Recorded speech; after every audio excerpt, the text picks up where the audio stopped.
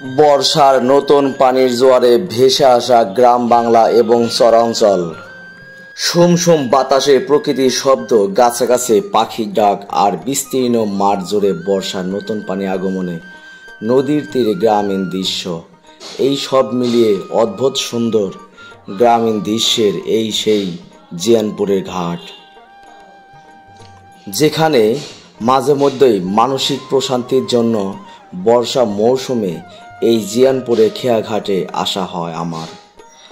নদীর কিনারার হাঁটতে, বসে থাকতে এবং দাঁড়িয়ে থাকতে কতই যে ভালো লাগে এই স্মৃতিগুলো দেখতে।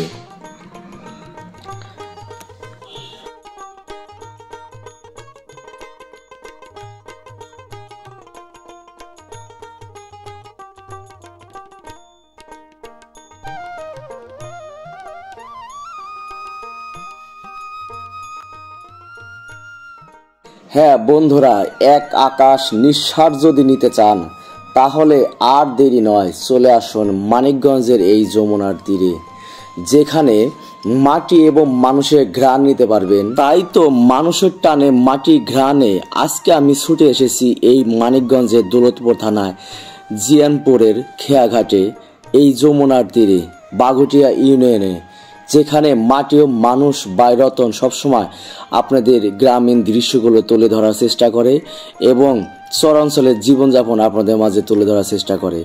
আজকে যে অঞ্চলে আমি এসেছি এই মুহূর্তে, এই অঞ্চলের বেশিরভাগ মানুষের যাতায়াত ঘোড়া গাড়িতে এবং পণ্যদ্রব্য থেকে শুরু করে যে কোনো কৃষিপণ্য বাহন একমাত্র মাধ্যম হচ্ছে এই ঘোড়া গাড়ি। ঘোড়া গাড়ির মাধ্যমে উঁচু নিচু বালুকণা, মাঠ ঘাট এবং মেঠো রাস্তা পাড়ি দিয়ে কৃষিপণ্য এবং গবাদি পশু খাবার সহ এই চরে সকল মালামাল এই ঘোড়া গাড়িতে বহন করা হয়ে থাকে। এই চরে অনেকে ঘোড়া গাড়ি কিনে এবং ঘোড়া ক্রয় করে বাহন হিসেবে যাতায়াত করার জন্য এই ঘোড়া গাড়িকেই পেশা হিসেবে বেছে নিয়েছে। তাই তো সর্বশেষ কথা হিসেবে ঘোড়া গাড়ি হচ্ছে একমাত্র যানবাহন এই চর অঞ্চলের।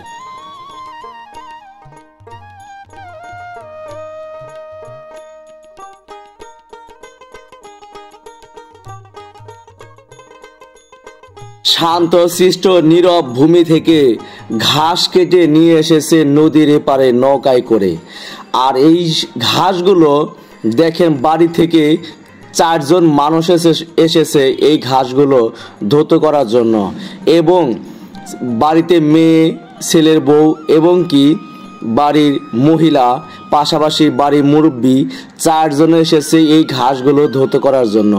এই ঘাসগুলো এখন নদীর তীর থেকে ধুয়ে নিচ্ছে, পরিষ্কার করে নিচ্ছে এবং উপারে মাটিতে রেখে দিচ্ছে। এই ঘাসগুলো এখন বেঁধে তারপরে নেওয়া হবে তাদের বাড়িতে ছাগল এবং গরুকে খাওয়ানোর জন্য। কারণ হচ্ছে নদীতে এখন জোয়ারে নতুন পানি এসেছে, তাই তো এই অফুরন্ত যেখানে ছাগল এবং ভেড়া ছেড়ে দিয়ে লালন পালন করা যেত সেখানে এখন আর যায় না। কারণ হচ্ছে এই গরুগুলো নদীর ওপারে এই খাল পেরিয়ে যেতে হয়।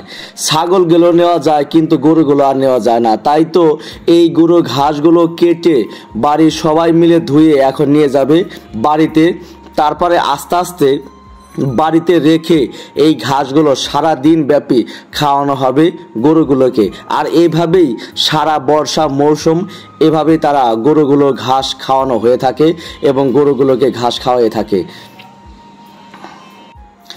সকাল থেকে সন্ধ্যা পর্যন্ত এভাবে পরিশ্রম করে থাকে প্রতিটা বাড়ির ময় মুরব্বী, পাশাপাশি ছোট ছোট ছেলে মেয়েরা এভাবেই ঘাস কেটে লালন পালন করে থাকে গরু, ছাগল, হাঁস, মুরগি এবং মহিষ।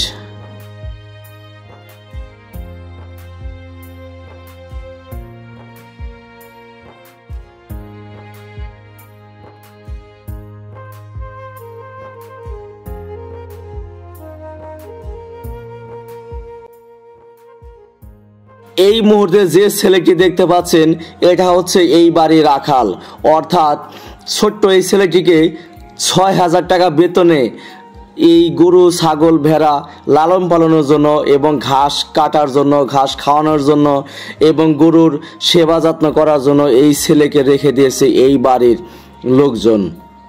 এই ছোট্ট ছেলেটি বাবা মা না থাকা এতিম হওয়ার কারণে এই ছোট থেকে সে রাখালে কাজ করে যাচ্ছে এবং এই বাড়িতে খাবার খেয়ে এই বাড়িতেই গরু ছাগল লালন পালন করে যাচ্ছে দিনের পর দিন। এই ছোট্ট ছেলেটির জন্য সকলে দোয়া করবেন, ও যেন বড় হয়ে মানুষের মতো মানুষ হতে পারে এবং সে নিজে পায়ে দাঁড়াতে পারে। সে ছোট থেকে দেখেন কিভাবে পরিশ্রম করে যাচ্ছে পরে বাড়িতে, তার জন্য ভবিষ্যৎ আর এভাবে পরিশ্রম করতে না হয়। সকলে ওর জন্য দোয়া করবেন এবং এই ভিডিওতে ওর অনেক পরিশ্রমের কাজগুলো দেখতে পাবেন এই ভিডিওর মাধ্যমে। আপনারা বাস্তবে দেখুন, এই বাড়ির কমপক্ষে 10 থেকে 15টি ছাগল নিয়ে এখন নদী পার হবে এই ছোট্ট এই ছেলেটি, যে কিনা সকাল থেকে পরিশ্রম করে থাকে ছাগল ভেড়া এবং গরুর পিছনে। এভাবেই যে 6,000 টাকা বেতনে কাজ করে থাকে দিনের পর দিন এবং রাতেও। এই ছেলেটি এখন এই যে নৌকায় করে নিতে দেখছেন, বর্ষা পানি এসেছে খালে, অর্থাৎ এই খালে একটা সময় শুকনো ছিল, তাই ছাগল এবং গরু নদীর ওপারে নিয়ে খাবার খাওয়ানো হতো। সে এখন ছাগলগুলোকে নিয়ে যাবে নদীর ওপারে ছেড়ে দেওয়ার জন্য।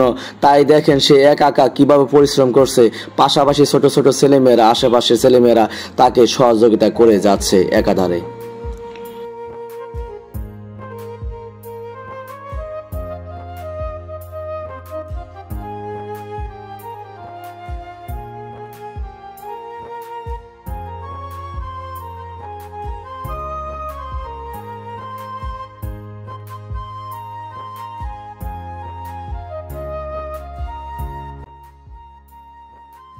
যমুনা নদীতে যখন অথই পানি উঠে থাকে তখনও কিন্তু এই যমুনার মাঝখানে এই জিয়ানপুর চরটি কিন্তু তলিয়ে যায় না। এই চরটা এতটাই উচ্চ পরিমাণের চর, যেখানে এইভাবেই এই আশেপাশে গ্রামের সকল গরু ছাগল ভেড়া এই চরে লালন পালন করে থাকে। এই চরে মাঝখানে আপনারা যে খালটি দেখতে পাচ্ছেন, আর এইভাবেই খাল পেরিয়ে তারপর নৌকায় করে ছাগল নিয়ে ওই চরে লালন পালন করে থাকে এখানকার প্রতিটি পরিবার এবং আশেপাশের মানুষগুলো।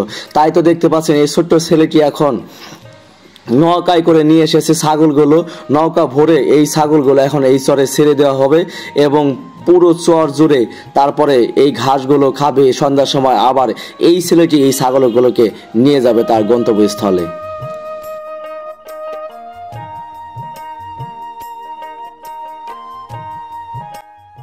মানিকগঞ্জে দৌলতপুরে জিয়ানপুরে এই ঘাটে আসলেই বুঝতে পারি জীবনের সবচেয়ে আনন্দ ঘন মুহূর্ত এবং এক বুক নিঃশ্বাস নিতে পারা যায় এই চর থেকে। তাই এই আল্লাহর সৃষ্টিগুলো বিনামূল্যে নিতে বারবার ফিরে আসি এই চরের মাঝে। নদীমাতৃক সোনার বাংলার স্মৃতিচারণমূলক এই বাংলাদেশের যমুনার ঘাটে, যেখানে আপনারা দেখতে পাচ্ছেন বাস্তবে বর্তমান স্মৃতিচারণগুলো।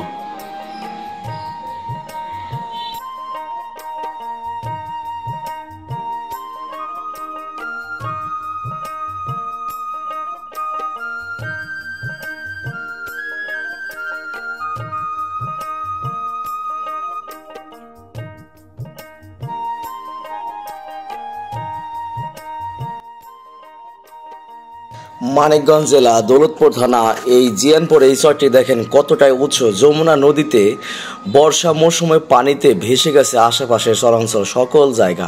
এখানে দেখেন এই জায়গাগুলোতে পেয়ারা গাছ এবং কলা গাছে ভীষণ বাগান করা হয়েছে। এই উঁচু জমিগুলো নিয়ে আপনারাও চাইলে পারে যে কোনো মানুষ খামার বা বাগান করতে পারবেন এই জিয়ানপুরে এই চরে। তাই তো দেখেন তিলের চাষাবাদ করা হচ্ছে এবং মানুষ তিল রোপণ করেছিল, সেই তিলের এখন তিল ছাড়ানো হচ্ছে তিল গাছ থেকে। মানুষ মহিলা পুরুষ একসাথে মিলেমিশে সেই কাজগুলো করে যাচ্ছে। কিছুদিন একটানা বৃষ্টি থাকার কারণে মানুষ কাজ কাম করতে পারেনি, যার জন্য এই তিল গাছগুলোকে স্টক করে রেখে দিয়েছিল। এখন সেই গাছগুলো থেকে তিল ছাড়িয়ে আলাদা করা হচ্ছে, সকলে একসাথে কাজ করে যাচ্ছে। এই চরটা এতটাই উচ্চ পরিমাণ চর, যেখানে যে কোনো ধরনের ফলের বাগান এবং সবজি বাগান এবং বেলে দোআঁশ মাটি হওয়ার কারণে মানুষ সকাল থেকে সন্ধ্যা পর্যন্ত প্রতিনিয়ত তারা কর্মজীবনে লিপ্ত হয়ে কাজ করে যাচ্ছে এই চরাঞ্চলে। এই চরাঞ্চলে জমি সস্তা হওয়ার কারণে যে কোনো মানুষ বেশি পরিমাণ জমি নিয়ে তারা যে কোনো ধরনের আবাদি করে যাচ্ছে।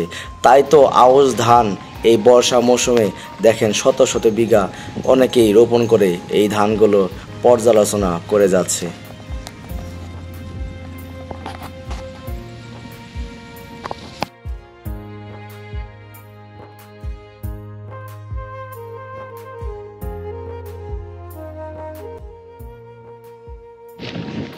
ভাইজান, আপনার নাম কি?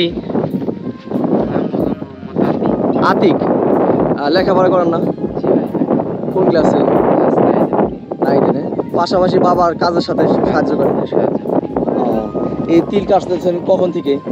এই তো অল্প করে তিল আসছিল, কাটলাম। এখন আসছেন কখন?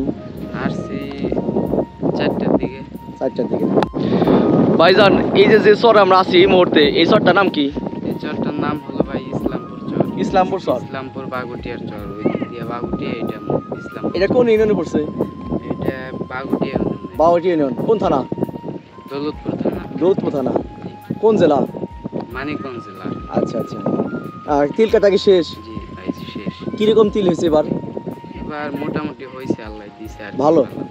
এই যে জমিটা তিল রোপণ করছেন কিভাবে? মানে টাকা দিয়ে নিজস্ব নাকি টাকা দিয়ে নিছেন? না, টাকা দিয়ে নিছি, নিজস্ব নাই। নিজস্ব নাই না?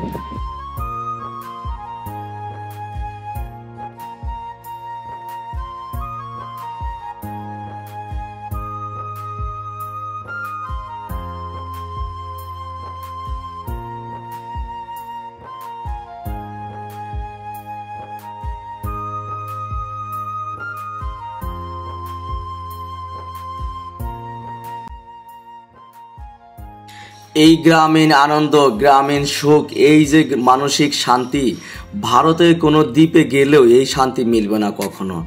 এই গ্রামীণ দৃশ্যগুলো আমাকে বারবার মুগ্ধ করে এবং বারবার এই গ্রামীণ দৃশ্যের কাছে আসতে বাধ্য করে। কিভাবে নিজেকে থামাতে হয়, কিভাবে নিজেকে নিয়ে ভাবতে হয়। গ্রাম বাংলা প্রকৃতি মায়াময়ী গ্রামে আসলেই ক্যামেরার দৃশ্যে ভাবতে আর হয় না। ক্যামেরার মাধ্যমে এই অসাধারণ দৃশ্যগুলো অটোমেটিক্যালি উঠতে থাকে। প্রকৃতির মাঝে আসলেই ক্যামেরা বন্ধ হয়ে যায় এই দৃশ্যগুলো। তাই তো বারবার ফিরে আসি এই প্রকৃতির মাঝে। নদী তীরে মানুষের সাথে কথা বলি, কথা বলতে থাকি, ঘুরি এবং তাদের সাথে মিশতে থাকি, মিশার চেষ্টা করি এবং উপলব্ধি করি তাদের জীবন কতটা সুন্দর। চারদিকের বর্ষা, নতুন পানির রেশ, তারই আশেপাশে এই গ্রামে মানুষের এই বসতি। এই গ্রামে মানুষের বসতি যারা করে আশেপাশে, তারা সকলেই নৌকা ছাড়া এক অঞ্চল থেকে অন্য অঞ্চলে চলতে পারে না। তাদের একমাত্র চলার মাধ্যম হচ্ছে এই নৌকা।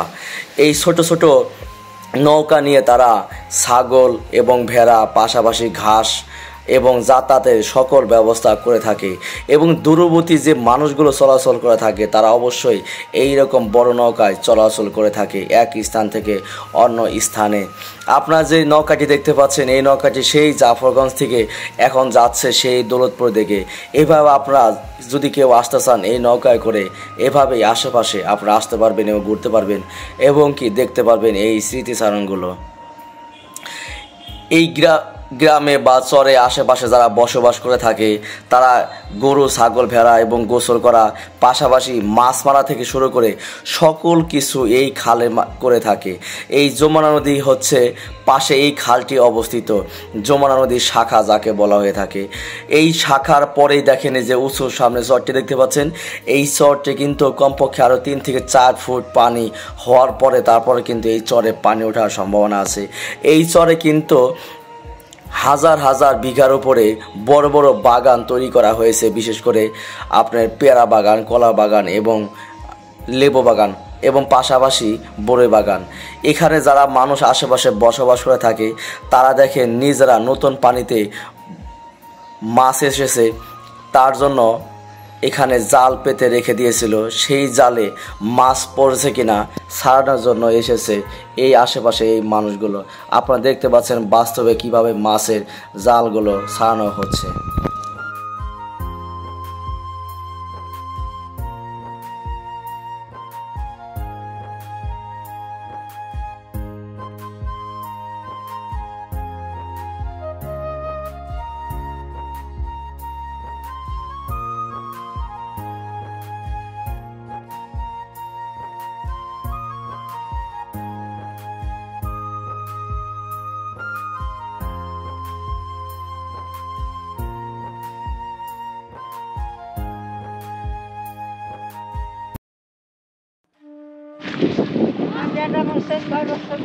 কি ছিল?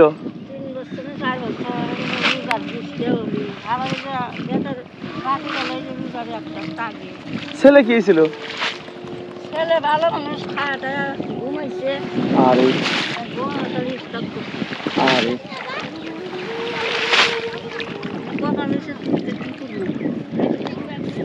কাকা জীবিত আছে না?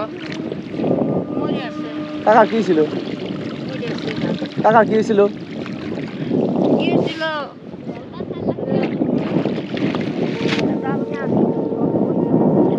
আরে এলে এখন আপনারা দেখা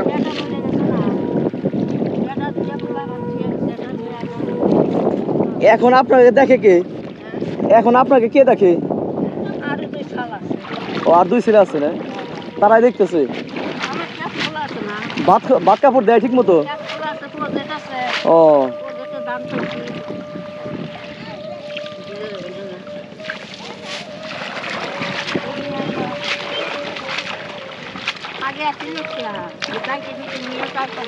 এই ঘাস ধোয়া কাজ তো অনেক কষ্ট কাকি।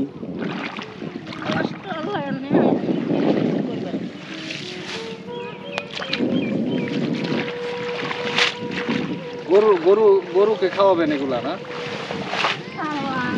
কাকি গরু কয়টা? আচ্ছা,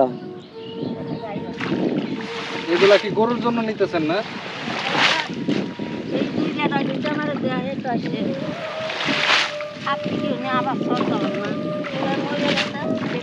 জমি জমা আবাদ সাবাদ কি এগুলা ছেলেরাই করে না আপনি?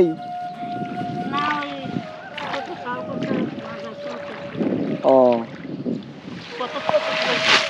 মারা গেছে কত নাম্বার ছেলে? বড় নাম মেজরা? বড়টা মারা গেছে না? বিয়ে শাদী করছিল?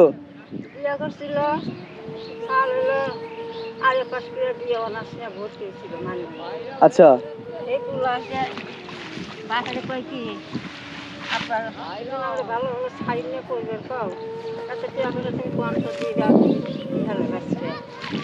আমার হলো নিয়ে আমার একটা মেশিন আচ্ছা। দিল বেটা 8 বছর কইয়া বেটা আরে বিয়ে করছে না? বাচ্চা কাছে আছে? এখন বিয়ে বউ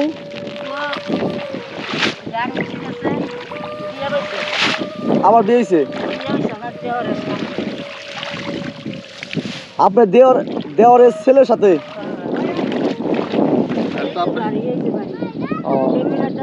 আপনাদের মত নিয়ে করছে না? আপনাদের মত নিয়ে বিয়ে বলছে না? না, তার মতে করছে, আমগো মতে না। আপনাদের বংশেই তো আছে। আমরা বিয়া দিন না দিয়া আমার বিয়াটা বললে লাস্ট দিন না দিল।